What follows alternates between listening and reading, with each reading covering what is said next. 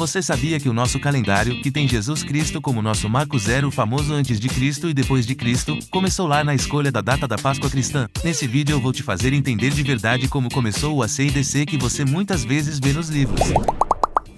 Uma vez um monge chamado Dionísio Exíguo, que além de monge ele também era um astrônomo e um matemático, foi convocado para fazer a fixação da data da Páscoa. Mas tinha uma briga na época do Ocidente e do Oriente para decidirem em que marco zero se basear para calcular a data da Páscoa.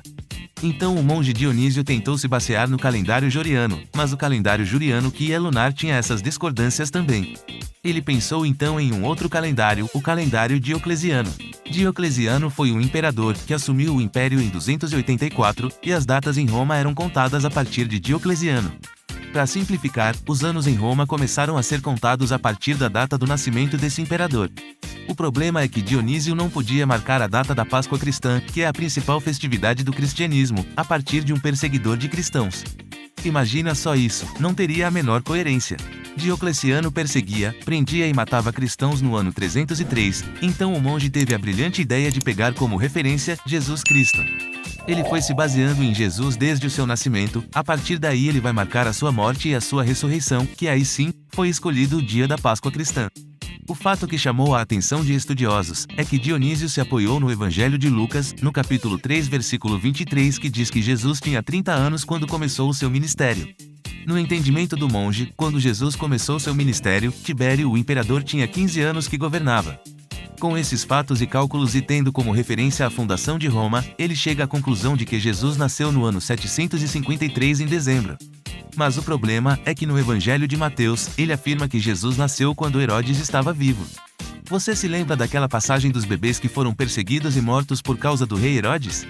Então, o rei Herodes morreu no ano de 749, ou seja, 4 anos antes da data escolhida por Dionísio, que foi 753. Nós temos então um erro de cálculo do monge, de pelo menos 4 anos na data do nascimento de Jesus. Jesus provavelmente nasceu 4 ou até mesmo 7 anos antes dessa data. Foi daí que surgiu aquela frase usada de forma irônica, de que Cristo nasceu antes de Cristo. Mas isso parece que foi ignorado. A partir do calendário de Dionísio, o mundo passou a dividir o seu calendário, pelo menos em primeiro lugar os ocidentais, em antes e depois de Cristo. Deixa eu ver se eu entendi. Jesus nascendo no ano 753 em dezembro da fundação da cidade de Roma, o próximo janeiro já foi considerado o ano primeiro da era cristã.